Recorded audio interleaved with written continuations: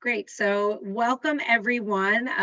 My name is Rebecca Missel, and I am the Director of Partnerships and Operations here at Haggadot.com. I am delighted to have Marcella White Campbell as our speaker this evening or afternoon. It's evening where I am. Here on behalf of Be'chol Lashon. And before we jump into our conversation with Marcella, I just wanted to share a little bit about Haggadot.com. So I'm going to share my screen real quick.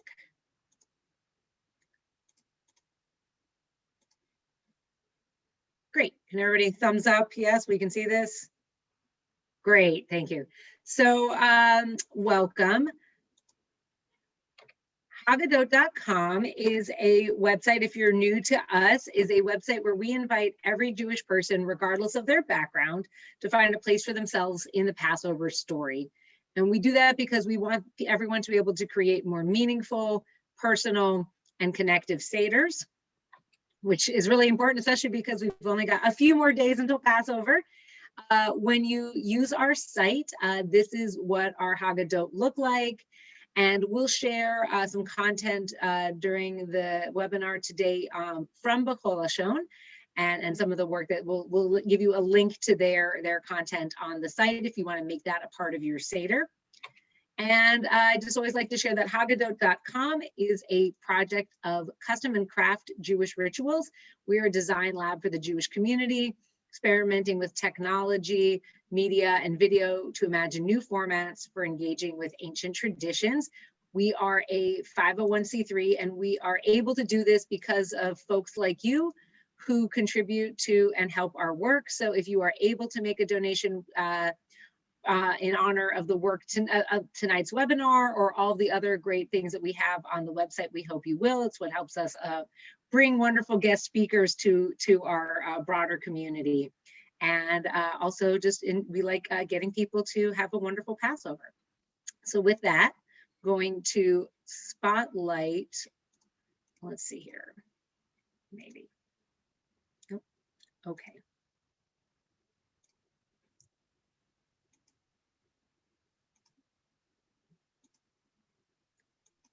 There we go. Okay, I did it. So, so with that, I would love to introduce everyone to Marcella. And it is Marcella, yes? It's not Marcella. Okay, great. Realize I should check how I was doing on that. So Marcella White Campbell is the executive director of Be'chol Lashon, an organization that's advocated for the diversity of the Jewish people for more than 20 years. Previously, she served as Be'chol Lashon's director of marketing and communications. Marcella holds a BA in English from Stanford University and an MA in literature from San Francisco State University. Her writing has been published in numerous outlets, including The Forward, Kveller, Huffington Post, and Jewish And, which is Be'chol Lashon's online publication that amplifies the voices of ethnically and racially diverse Jews. Marcella lives in the San Francisco Bay Area with her husband and 2 children, both of whom are Camp Be'chol Lashon lifers, and she is a board member of the Or Shalom Jewish community. So I'm going to just sort of open it up. I wanted, just as folks are joining, we would love if you have, I'll type it into the chat. Thank you for asking, Randolph. I know, and I know I have like a little, right? We'll have to reserve that online, polishnote.com, just in case people get confused. Right, you should, right? It's a great question. I think that's a perfect maybe opening question. Then for us, would love just tell us about Be'chol Lashon and sort of the work that the organization does. Well, as you were saying, we're an organization that advocates for Jewish diversity. You know, as we like to say, and Passover is a perfect time to think about it. You know, Jews are a diverse people. We've lived all around the world for millennia, and everywhere we live, we look and behave like the people who are around us. And so that's central to our curriculum that we have in day schools and in after school programs that teaches kids about Jewish diversity and helps them to understand that Jewish diversity is just normal. It's just part of being Jewish. You know, there were Jews in Ethiopia 1,000 years before there were Jews in Russia. It's what we are as a people. And, you know, we also have outreach programs. We do mentoring for teens family groups, which are always really fun. We have training, we have events. We try to do everything we can because our community, really needs the services that we have. And, if somebody has a need, we try to do it. The reason why we have Camp Be'chol Lashon is actually because little Aviva Davis, 10 years ago said, I want a summer camp. And then, okay, so we made a summer camp for Aviva. So, right. Yeah. I love that. So I would love to hear, because we're talking about Passover, I would love to hear about a favorite Passover tradition in your family, and maybe if there's ways that you've sort of woven together your experiences as a Jewish person of color into your Seder and how those things sort of come together. Well, Passover in my family and extended family, and including the people in my family who are not Jewish, is actually the biggest holiday we do. Like Thanksgiving, not even close. It's when we all come together. It's when people fly in. And in a lot of ways, because my family is African-American, my husband is a white Ashkenazi Jew, and a lot of my family are not Jewish. It's been incredible to see that that's where we all come together. My grandfather, who was not Jewish, he just passed away at the age of 97. And he would preside over our Seder. It didn't matter that he wasn't Jewish. He was the patriarch at the head, and we respected him for that. And, the story of the Exodus absolutely resonated with him just the same way that it did with us. And he loved to be there in the middle of all. We're just going to miss him so much this year. Yeah. Just seeing him, he was the one, he would always request Manischewitz sweet blackberry. It didn't matter how expensive the wine was we had at the rest of the table. He was like, absolutely not. You gave me this. It's the best one. This is what I'm drinking. So just imagining him with Manischewitz there, at the head of the table.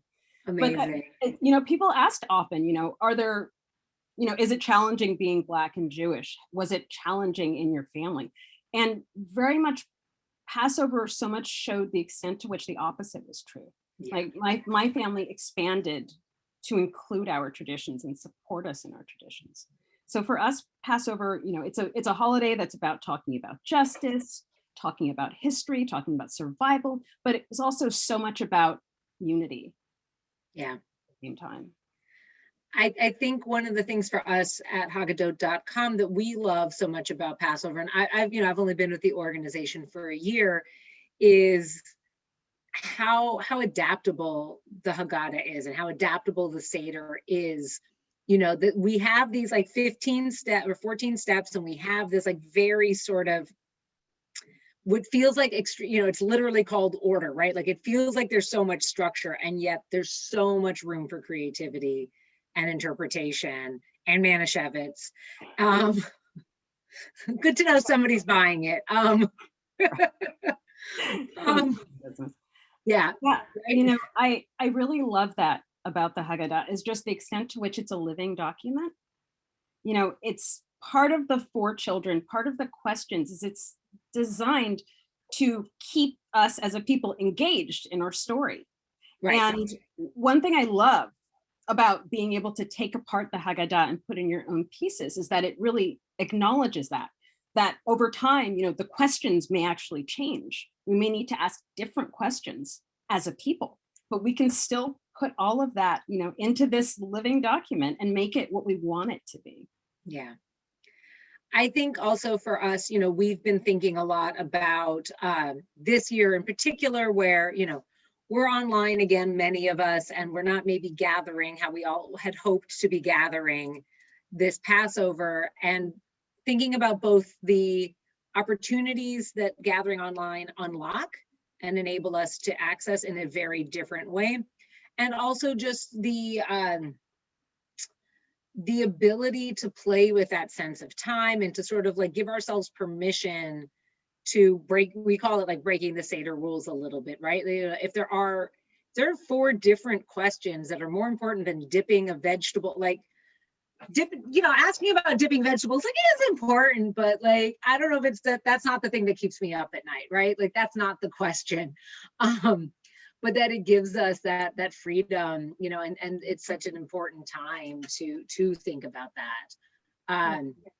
What I actually found last year is it was very strange because we couldn't get together. My grandfather's in his 90s and all of us were separated, and it was just the four of us, my husband and I and our kids. And actually what I found out was I feel like I read the Haggadah for the first time in like 15 years, because the entire time, I'm busy looking for, the finger bowls to dip vegetables in, and I'm grabbing things out of the oven. And so it was the first year I actually sat in so long and actually read and moved along with the story. Even though we were, on Zoom with others and having those, we all had the time delays and everyone tries to sing at once and it's awful. But at the same time, we were sitting there, just the four of us at our table. So we had our own tiny Passover, and it was okay in its own way. Yeah, I think it's really worth embracing. And especially, I think the pressure to not have to entertain, 30, 40 people, 20, even 10 people, the difference between immediate family and 10 people is tremendous when you're the host. The cleanup was, I'm sure, great. Yeah, exactly. Yes, 4 people's dishes is inevitably easier to do. Absolutely. So, I think talking about questions, so much of what, I think a lot of us, especially if we're at a Seder and we want to make space for conversation about racial justice and inclusion and Jews of color, but maybe we are personally at a Seder or in a family where that's not an immediate part of our experience. How do we do that in a way that is still authentic and that still feels like we're asking the right kinds of questions? So a good way of approaching that, I find, is thinking about those 4 children, asking 4 different kinds of questions, because you have the opportunity to cheat a little bit and ahead of time add those questions into your Seder. And sometimes the children can ask questions that you're afraid to ask, or that you don't know if you would want to ask. You can have challenging questions. The wicked child might just say, I'm tired of talking about race and racism. I don't see the point. Why do we have to do this? Let the wicked child ask that question and then put that question down on the table and take it apart. Like, make time for your questions. I think that helps to create a space where people can feel comfortable, because a lot of times, people feel like, I don't know what question to ask. I am that child. But sometimes really that child is just afraid to ask a question. And it's about giving space to ask that question. And even sometimes having a little silence, which at a Seder I know is just to think of, just sitting in silence for 10 seconds and seeing if anybody has anything else to add or to jump in with. I mean, imagine being able to hold that silence, with a table full of people. It's really powerful to say, maybe none of us have a question right now. Maybe we just need to sit and think, and maybe the questions will come to us down the road after that last glass of wine. Right. I like that. I think it's, I think that a lot of us have maybe been raised to think that we can't ask those questions, right? Or to think that those are not appropriate or things like that. And I think especially for white Jews, that's often what holds us back, is because we feel that maybe, oh, well, I don't want to say the wrong thing. But by not saying anything, that's part of what I think is what the challenge is. And, I really believe that with Passover being about liberation, right? Like, we have to all be in it. Yeah, no, absolutely. I think sometimes people don't ask because they think it's not okay to ask.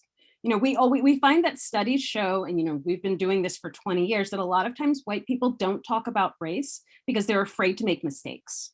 They're afraid to offend people, to the point where they even may be afraid to, say the word Black.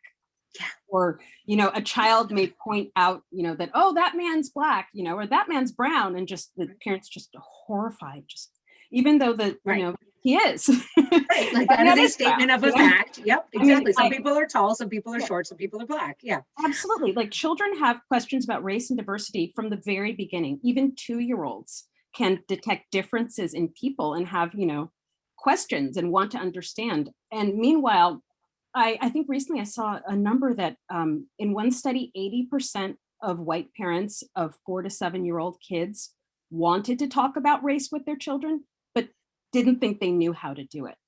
And so it's like the kid has questions, the parent's afraid to answer those questions. And it's such a missed opportunity because kids really do need to get comfortable talking about race from the very beginning. And, adults need to get comfortable too. And often what you find is that talking to a child, again, coming back to those questions, is one way to actually get yourself thinking and talking about these issues.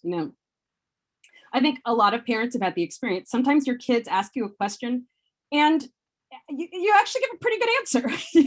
You actually have to just reach in there and tell them what's what. And there's something about the trust between you and your child that lets you get that vulnerability, because it's about being vulnerable a little bit and letting yourself get put out there. And, maybe you are going to make a mistake, and learning how to make mistakes is an integral part of this.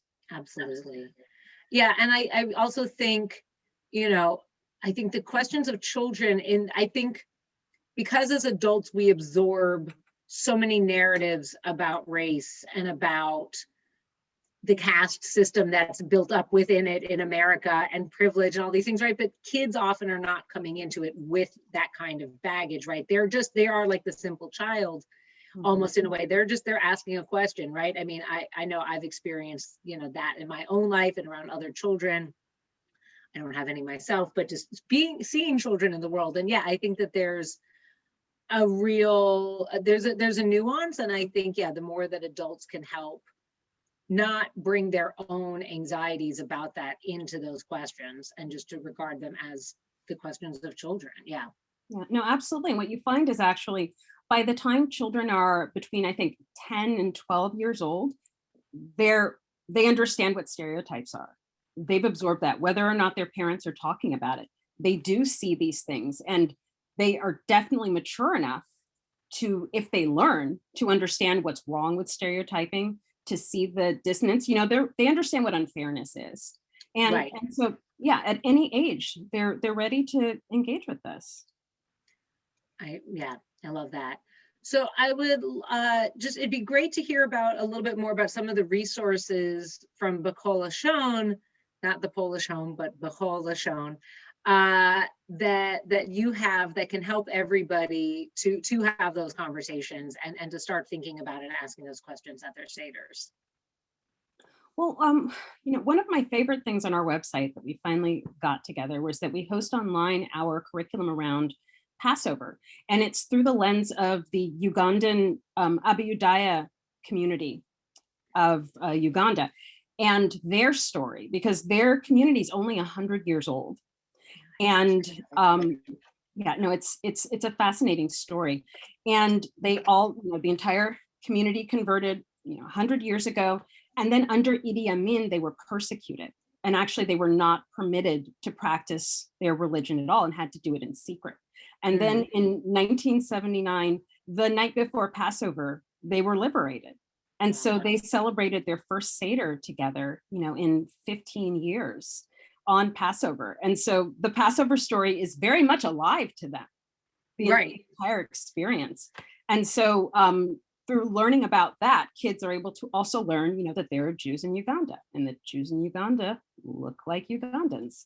And yet their story is just as much, they're busy. We even have pictures of kids in the village, making matzah, setting the table, and just normalizing for kids diversity. It's just, sometimes it's just about just showing the different faces. So I absolutely love that. It's very much close to my heart. We also, on our Passover page, we do have several different inserts that some of them are quite short as well, and that people can insert into their Haggadah, into their Seder. We have a take on the four children, that also brings questions of racial justice in. And we have a Haggadah as well that we developed with the University of San Francisco that also focuses on racial justice.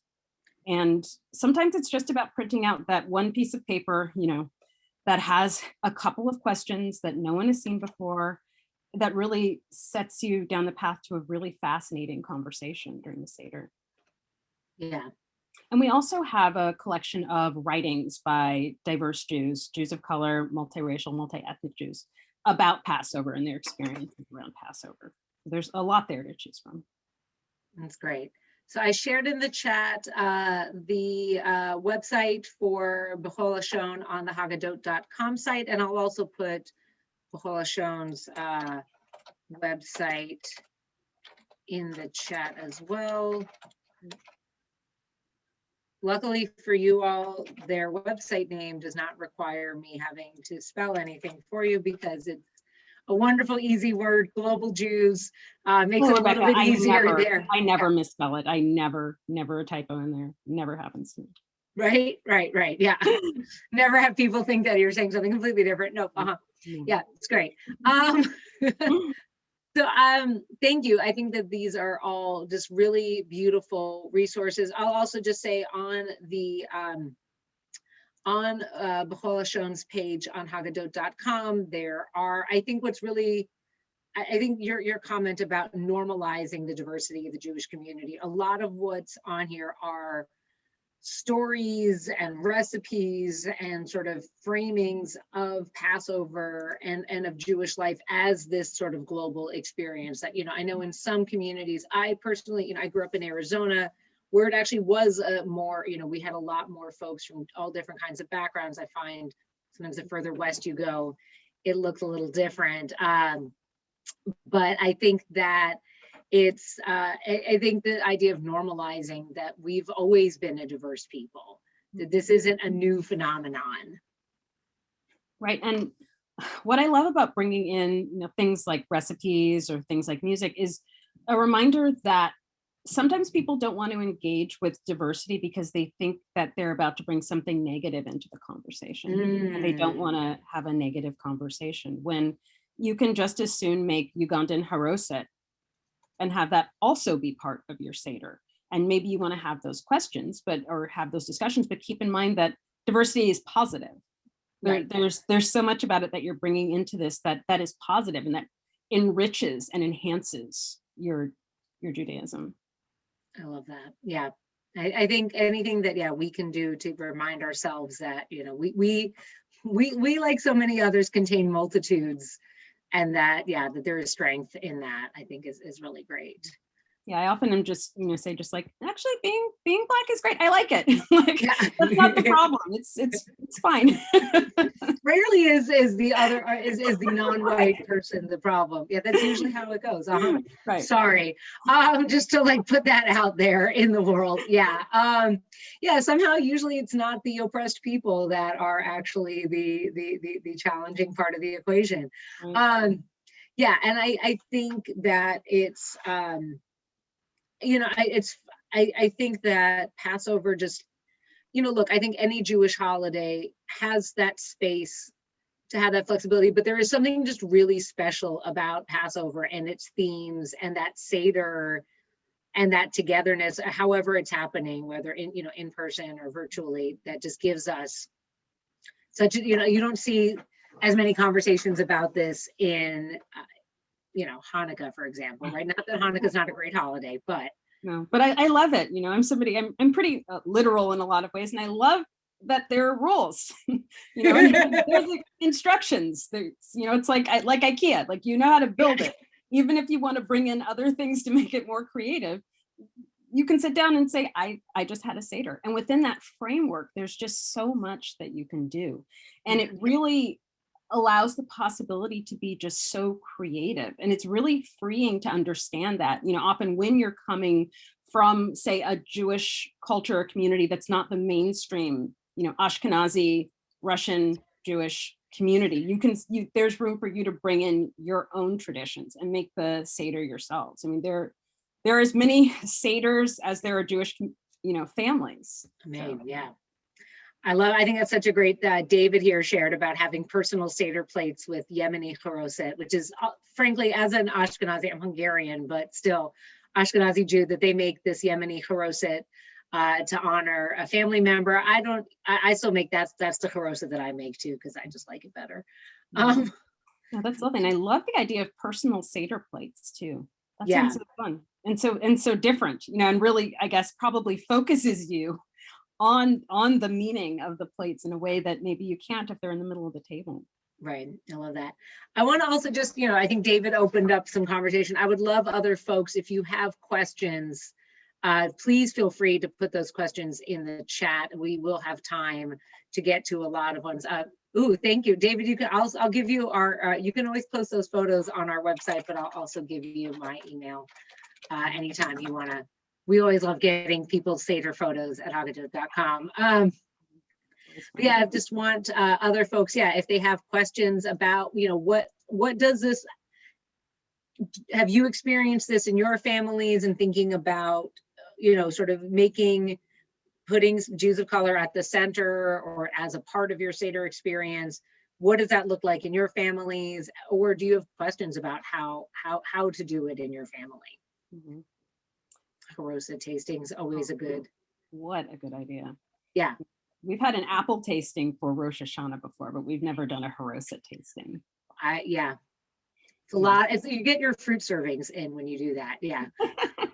Yes, no, definitely Harosa can be a breakfast food also. Yeah. Oh, for sure. We also, I guess in Israel a couple of years ago, they had a Harosa flavored ice cream, and you could just buy vanilla ice cream and put Harosa on top of it. Also an option. That's a no, I love that. And I love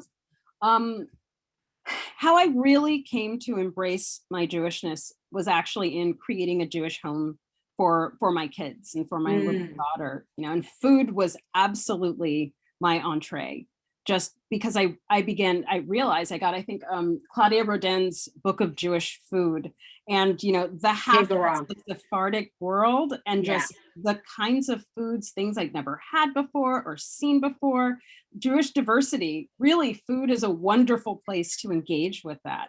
Just chicken with olives, and just thinking about it right now, because that's something I can make during Passover. Right. As potatoes, and just you're really sending me down this path of imagining all the various foods we're going to be eating over I'm the next glad that we can also do some Passover food menu planning for everybody. I'm going to sort of redirect us a teeny bit. We'll always come back to food, no problem. Laura had a question about resources for Jews of color. Laura, if you want to throw in a little bit more, if there's something specific, or like in terms of resources. And then Ms. Highsmith had questions about African Americans participating in the Seder. So if both of you want to sort of clarify a little bit more, or if you want to put your hand up and I can unmute you if that works, and we can, do it that way. That'd be fantastic. Yeah. So I will this is Laura. Great. I'm doing a women's Seder, and I would very much like to include resources on Jewish women of color. That's very, you know, I'm thinking about that. I know that we definitely have perspectives of Jewish women of color on our Passover page.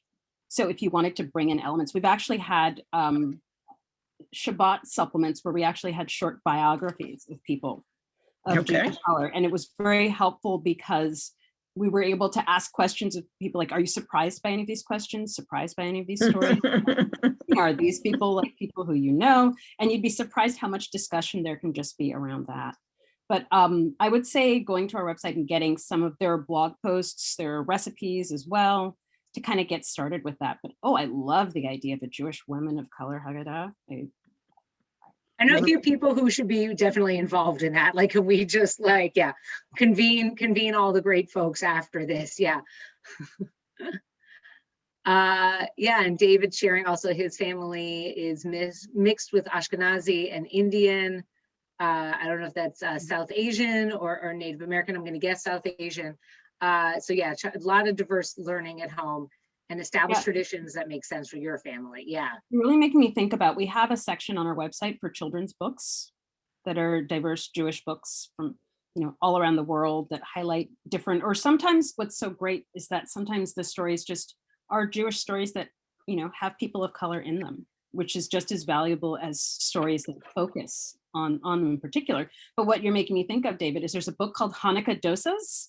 And I don't know if you have that, but it just really made me think that I know that there are a lot of kids who really love that one. And who love dosas. I mean, who doesn't love dosas? That's right. I'll also share, I'm just going to put this in the chat too for Laura's question. Oh, good.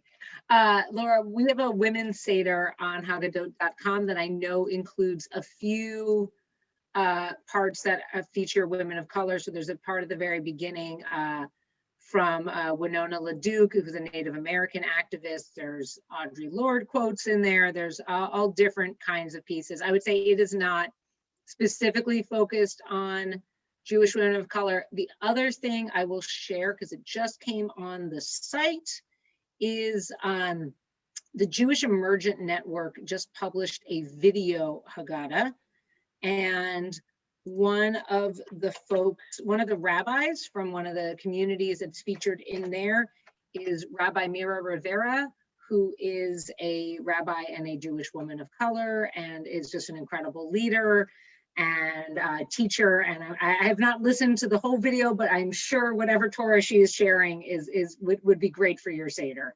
Yeah, sounds fantastic.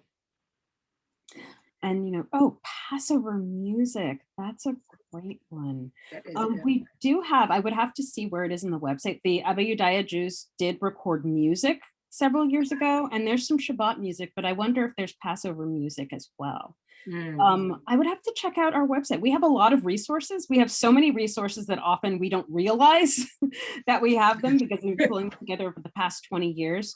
I will definitely get back to you on that because I know there actually is something. I'm sure Sarah Areste, who is a Sephardic Greek heritage, she does a ton of music, and I'm confident that she has something around that. Galit Dardashti probably does too. Yeah. It's worth looking into, and I'm sorry that I don't have those at my fingertips, but that's a great question. I'm always so busy thinking about food, not to make a left turn into food, that often I come prepared to talk about, like, do you want to talk about matzah? I have matzah opinions, but I can definitely find out more about the music. That's interesting. It's interesting to me too, because I don't know if I think of Passover as a music holiday beyond the songs that we sing. Like maybe I'm like Haggadah, and all that. And that's a great place to bring diversity into the Seder. I know that some people sing spirituals. Yeah, I mean, I definitely grew up singing Go Down Moses. Was definitely a part of my Passover as a kid. I'm not, it's always interesting to see how those things intersect. I think a lot of Jewish kids did not know where that song came from when they were growing up, if I had to make a guess. Yeah, but isn't that fantastic about Passover, though, the extent to which spirituals and the experience of enslaved people in the United States, they were so inspired by that story, by the story, of passing through Mitzrayim to freedom, that narrow place.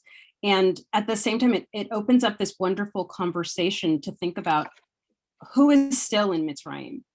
There are people who are still doing that to this day. In many ways over the past year, we saw the extent to which, people of color in the United States, in some ways, still inhabit that narrow space, and, calling attention to that, acknowledging that, seeing what we can do about that. The Israelites had help. People need help. And acknowledging that is really important. Yeah, I think there's also, look, in the modern, I only had recently learned this, that Strange Fruit was written by a Jewish person, but then made famous, by Billie Holiday, and just those crossovers in the community, and how powerful that song, became, for her and for the whole, we all still, hold to so much to it. Somebody who's sharing that their Ashkenazi family still has Mizrahi melodies from when they were in the Yishuv and the early settlers of Israel 100 years ago. I think that's fascinating. Oh, if there's some way you could share or preserve that, Be'chol, it's so important to be able to pass down and for other people to share, because definitely Mizrahi people, Sephardis, they very much can feel isolated or marginalized within the Jewish community because of Ashken normativity. And there are melodies that are lost. Ladino has almost been lost, and other smaller, languages. So it's really important to try to hold on to that if you can hold on to that. I always love hearing those because they just feel so old. Those melodies, there's just something about it, kind of like with Kol Nidre, where you just feel like you're in the presence of something ancient. Yeah. I love that. Because so many of the melodies we use now are from the 19th century. Right. Yeah. Yes. Different tradition. Right. But I think that there are certain ones, that really bring us and connect us. I think music, I will say, for the folks who are struggling with, Marcella raised this, of the cacophony of singing on Zoom and the challenges therein. I will say, if you are looking to do that, first of all, I hope, I believe it was Rachel, that you record those. If you just record yourselves this year, that would be amazing. But I would also say is, if folks are thinking about the singing on Zoom question, to either, my advice is either you lean fully into the cacophony and it's just chaos, and that's okay, because that's kind of part of our tradition. And the other option is just to give people, like you would for the regular part of the Seder, to give people sections and sort of assign a pod of folks to sing at one time. And that helps with the delay a teeny bit. That's brilliant. And not what we did, and something that we will certainly be trying this year. I think it's harder with, I think, like, you add little, it depends on how, like, if there are smaller children in the mix too, and then I think everything sort of gets changed there. So interesting question from Sherry, and then we can come back into some of these comments questions, but about, is it appropriation to sing a song like O Thou Moses as part of a Passover Seder? Obviously, you are the arbiter of all things and whether or not they are appropriation or not. So please represent all Jews of color in this conversation. But yes. Well, I think it's valid though, because again, people often are afraid of that. You've heard of, appropriation, and you're like, is it okay for me to touch that? But in this case, it's there's songs about slavery, there's songs about freedom, and they're American songs. They're very much in the fabric of our music. Our popular music descended from these spirituals going into the blues and into rock and roll. I think they're in some ways, they're all of our heritage. And if they touch you, these songs about, slavery and freedom, I can't think it would be a more appropriate place to sing spirituals than during the Passover Seder. Yeah. Appropriation is more about going out into the world and what it sounds like acting as though this is your culture, singing the songs, it's respectful. It's saying these are so important that I want to include these in my Seder. It's a completely different thing. I agree. I think there's appreciation is a different thing than appropriation. And I think giving the credit is also, I think that's, to me, the part of the tension that people miss with appropriation, is saying this is a spiritual that grew out of a real experience, of a lived experience of slavery. We are reenacting in Passover this lived shared experience of slavery, and that's that's putting it in the place. It's also, I think that there are those nuances there. I appreciate that. So Jay is asking, this is a great question. So her granddaughter's other grandmother is African American, and while the grandmother enjoys Seder, is sometimes hesitant to expand on her own personal maybe connections or life, and wants to have the exchange. Like how can Jay sort of start that conversation, especially centering on their shared granddaughter, and how to have that conversation? So people definitely want to ask questions as a way of making other people feel welcome. And I would say that in some cases, it's helpful to start by sharing your own story. Yeah. What you want to hear from her, share it from you, because it's very personal. It's asking her to share her lived experience, which, you have to feel very comfortable and safe to be able to do that. So for me, I would say focus on sharing with her. You're sharing the Seder, you maybe share more about yourself with her and give her the opportunity to initiate those conversations when she feels ready. There's and for your granddaughter as well, it's about having her grandmother there. That's what's important, is that her grandmother is there and present and, included with the family. Right.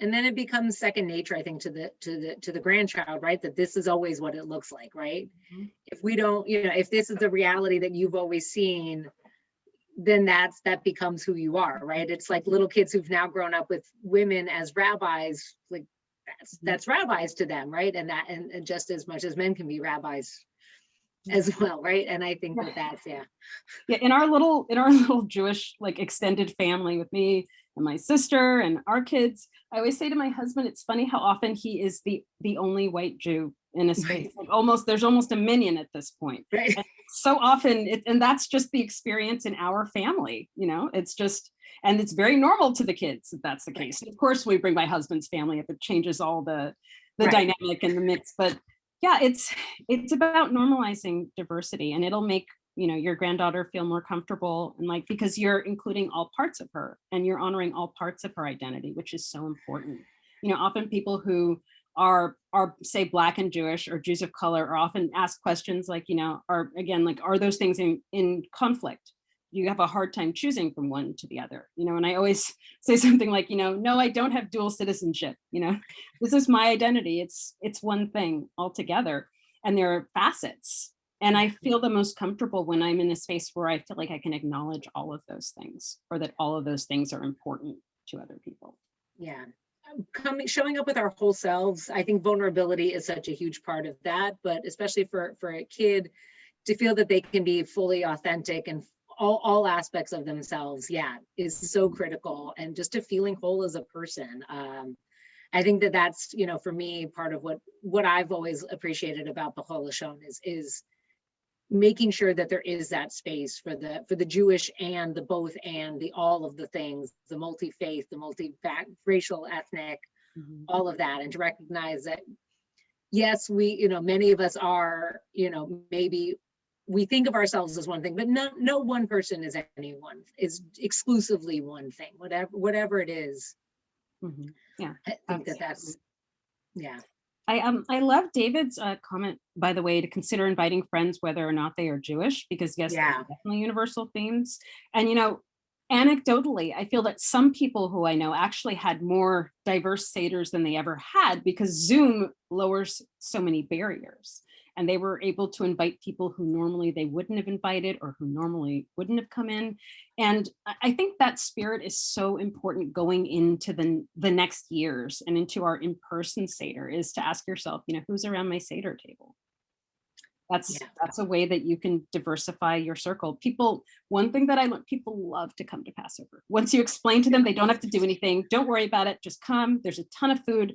I feel that because there are those instructions and it's clear what's happening, actually people feel included almost immediately. It's so fun that they're there with you, honoring and learning too. I'm a big believer that, creativity thrives in boundaries, and that Passover Seder is like that perfect place of the boundary. Yes, tell them not to come too hungry. That is a good, yes, thank you. Thank you for that wisdom sharing. Yeah. That is true. Or like, look, we put out we've been sharing this year, Moishe House London put together a reverse Seder. So if you do have that, or pre-Seder snacks, I'm a fan of the Seder crudité. I grew up in a big pickle and olive and carrot sticks household. I like how we just back to food, by the way. The chopped liver has to be sitting out ahead of time, and there's a gefilte fish with this Sephardic sauce. I'm doing it again.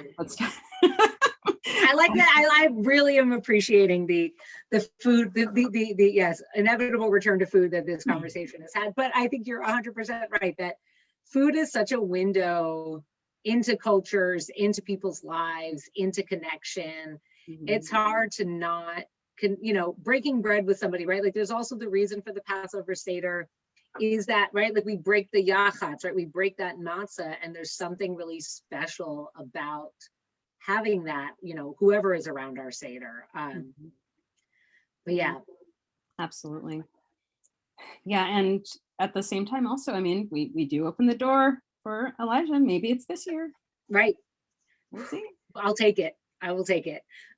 Amen.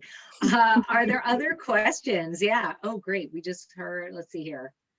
So Sarah's asked for the link. Yes, to the 4 children. I will find that. Yes. I would love to hear about your shul's racial inclusivity community. Can you maybe, Sarah, unmute and tell us more about, like, I'd love to hear the genesis of that.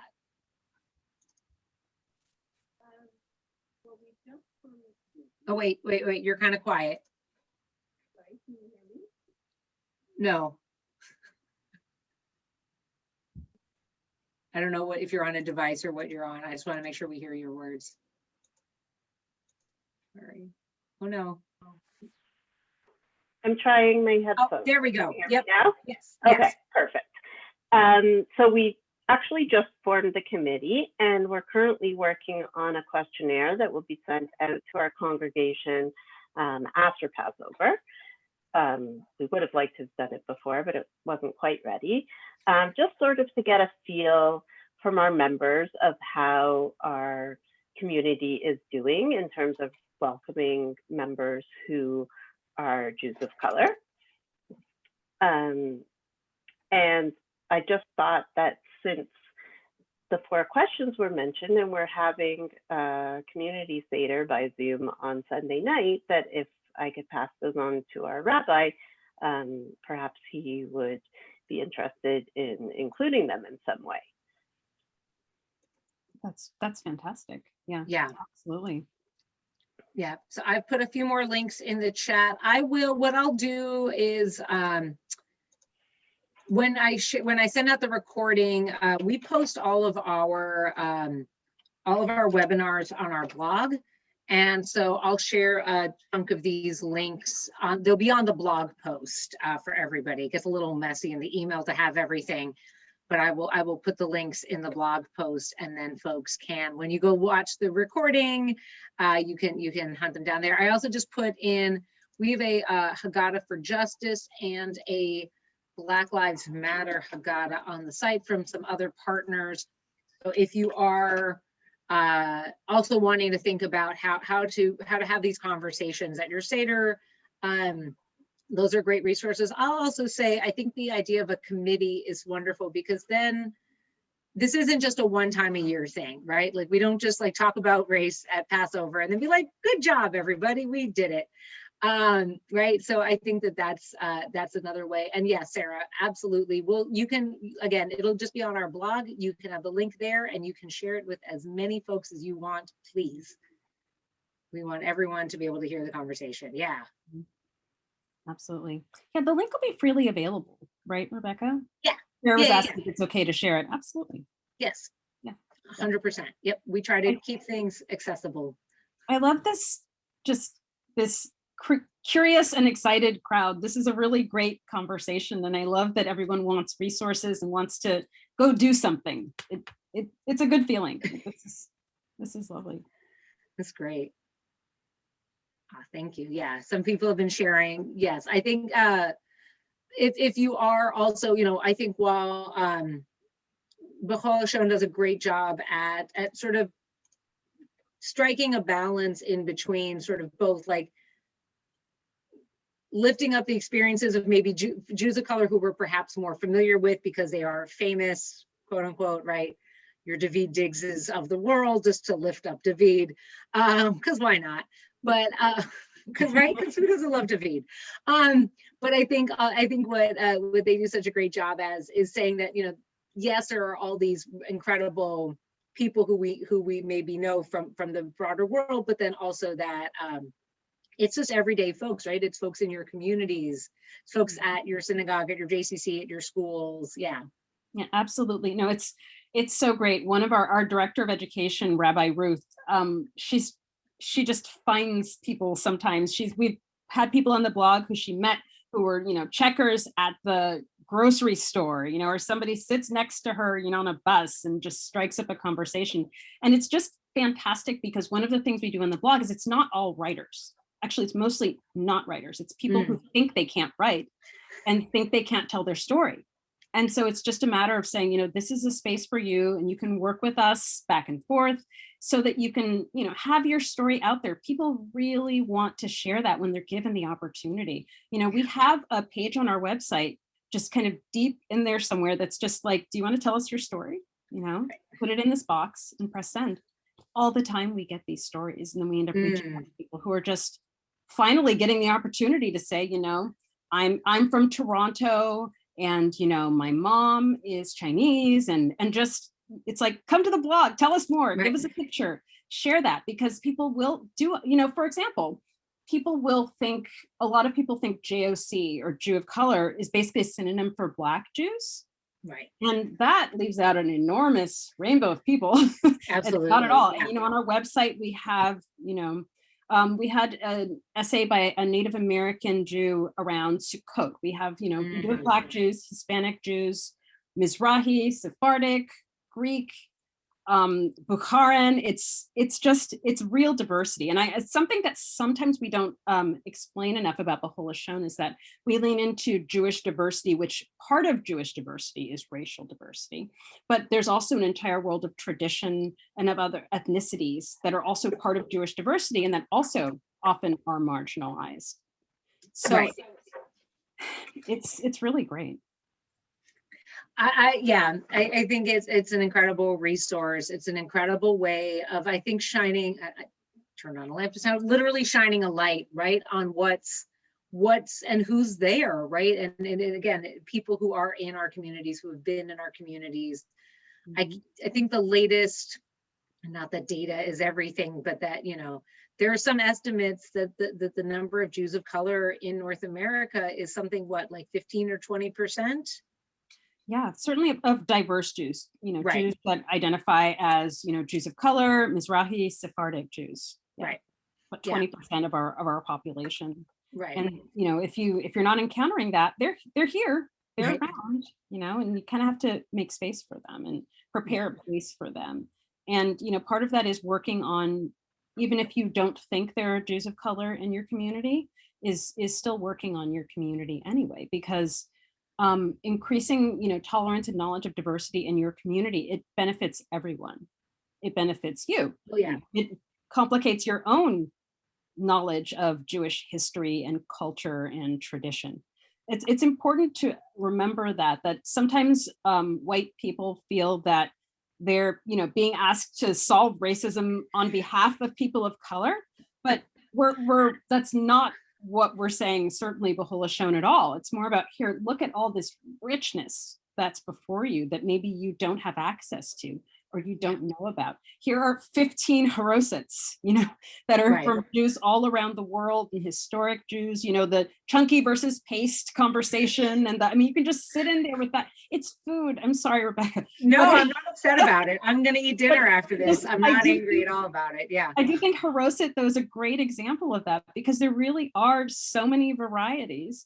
And it's just about Jews using what's there. There are bananas in Ugandan Haroset because they have bananas. They don't have apples. And so it just, people use what they have.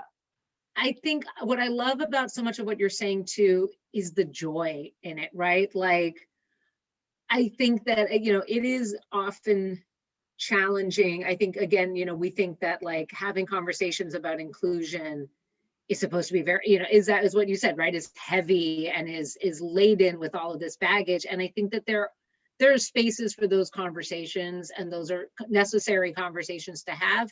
And also that it's necessary to have joy in that, and that these, you know, that there's such a beauty in all of it, and that, you know, that this can be a conversation of real, just to feel good with too. And yeah, and again, food, always a great way to do that. Yeah, the joy is so important. There are times when sometimes Jews of color feel that people often don't kind of want to hear from us unless there's a problem, you know, something bad happens. And then suddenly you see all of these essays by Jews of color, when in reality, our stories are just everyday stories, and a lot of stories of joy, you know, stories about our kids, recipes, music, and, you know, let those into your everyday life too. It's important. Absolutely. I'm going to see if I can find, there is somebody who shared, actually, you mentioned kids. I'm gonna may or may not be able to find this in time, but there was a family with a diverse Jewish family within themselves, and they shared a number of photos of their kids, of, you know, celebrating holidays and, you know, standing with the Torah. And I think that, you know, that for better or worse, you know, some of our oh, Sherry's holding up an image too there. I can't quite see it, but I think I can. Yeah. Right. But of, you know, this is the Jewish holidays. Yeah. Of, of like making those images a part of, your visual diet as you would, as you were. My son is 16, so he always hates when I point out that if you look, his bar mitzvah photo is on our website. Oh, I saw it. I saw it when I pulled up your bio. I was like, this is insane. It's very adorable. I was like, oh, this is definitely somebody's bar mitzvah. Yeah. Oh, yeah. Yeah. The other photo, which is on our temple website, is him. There's that look that they get on their faces when you nestle the Torah into their arms. And like the day before, the rabbi said, do you have any last questions, anything? And he just said, what if I drop? Oh, no. So it's that look on his face. It's just sheer terror. I am carrying all of Jewish tradition. Me, a 13-year-old boy. Yep. It's all on you, buddy. Yep. Oh, that's great. Any final questions before we close out our time here together? And I really appreciate everyone sharing their stories too. I just love that, because that's exactly what we're talking about. People bringing in their stories of Jewish diversity and of their own families, the melodies that families share. That's exactly what we're trying to do, because you can see it's just fascinating, and it's exciting to me, certainly. Just every time I learn something new about what it means to be Jewish.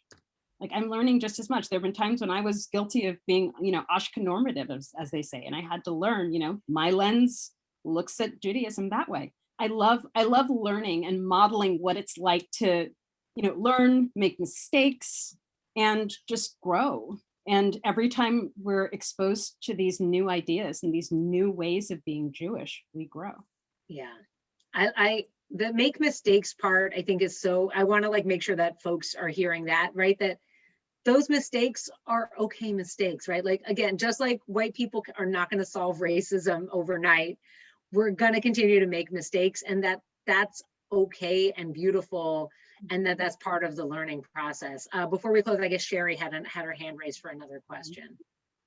It's actually, hi, it's Sherry. It's actually not a question, but a comment. I went to a talk recently that Kehillat congregation in Oakland did. They are a multi-racial, multi-ethnic synagogue. So they have many more Jews of colors than your average synagogue.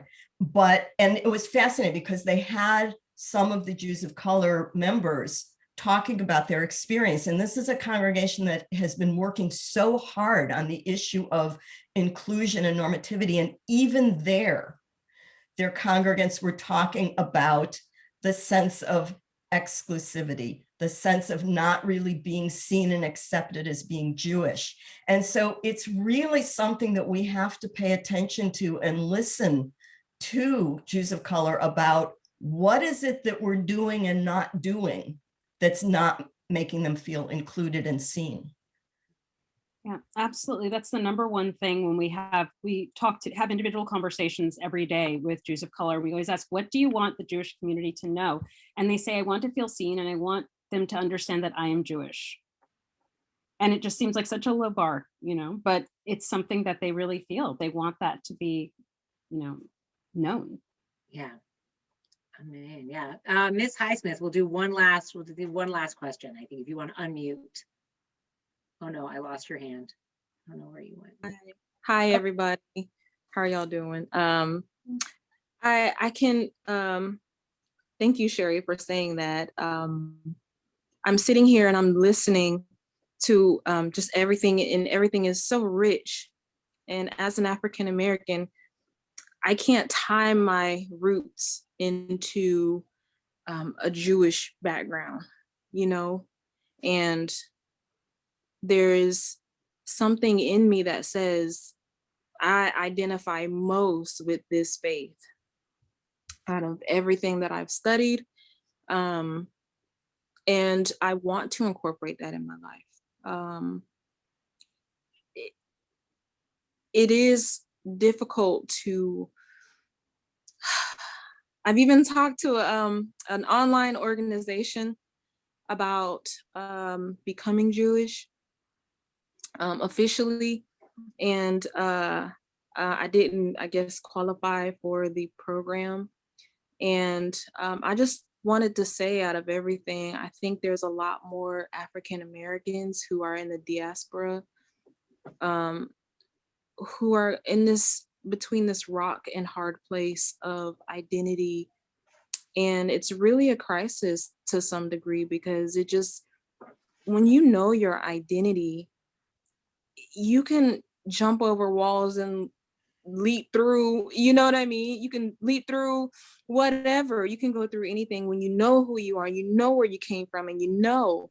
And anyway, I just wanted to piggyback off of Sherry's. I didn't even know quite how to articulate what it was I'm feeling, because I do identify, and I've tried to become a part of it and was like kind of rejected in some way because of my faith, but I couldn't help it. I've gone through the diaspora and I've only had what I've been given, which is a little of nothing, but rich of culture.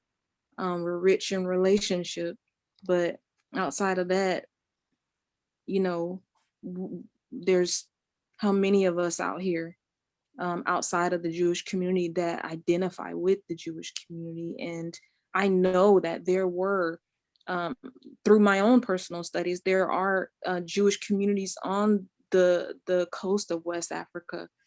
And then how do we link that? You know what I'm saying? Because it's not,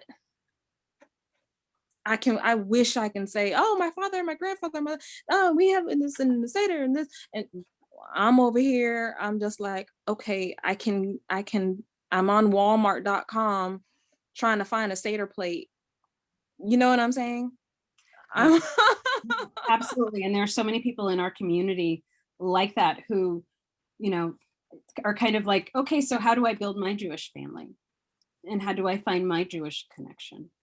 And sometimes one of the ways that we do it is, you know, if you can't, please info@globaljews.org. I'll put it in the check in chat. with us, because absolutely it's possible to find connection. That can be really hard. And it's really hard. I understand, as somebody who chose Judaism, you know, when it calls to you and you're like, this is my home, this is where I'm supposed to be, it can be really hard. And sometimes you do have to find different communities and congregations before you find the one where you fit and you can study and you can learn. Sometimes it does take time. And I'm sorry about that. And one of our initiatives that we work on is that I've been working on is sort of the life cycles, where it's like people do their first touches, whether they're bringing their son, you know, to be bar mitzvahed to a new congregation, or you're going to the Tot Shabbat, and you get that one experience, and then you just kind of bounce away like, oh, I didn't like that. It's really hard. And it takes a tremendous amount of courage to do that. And it takes a tremendous amount of courage to keep trying. But I really encourage you to keep trying. If this is something that you feel in your heart and that you want to study and you want to learn, there is a place where you can do that. You just may not have found it yet. Yeah, it's beautiful. Thank you. Thank you for having the courage to share that. Like we hear you. Like, thank you. That is, yeah. I think. Thank you, Sherry. I think there's definitely parts of the Jewish community that, you know, there's traditions around not saying, you know, the Jews turn people away at first as like a test, that is a thing that has existed in the community. And, you know, I think that unfortunately that doesn't work for everyone, and that some people need that outstretched arm and that welcome, that to include them. And I think that that's so much of what Be'chol Lashon has done. And I really thank you for sharing that story. Absolutely. Thank you so much. Yeah. I'm so glad you're here. Yeah, me too. What an incredible evening, everyone. I'm going to just thank everybody again for being a part of it tonight or this afternoon.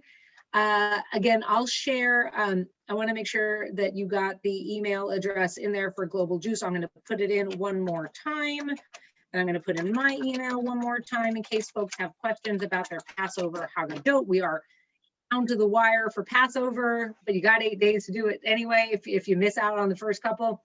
And just to thank Marcella and the whole community at Be'chol Lashon for making this happen tonight. We're grateful to you and just want to wish everybody a very happy Passover, and thank you. Happy Passover. Thank you all so much. This is amazing. Thank you.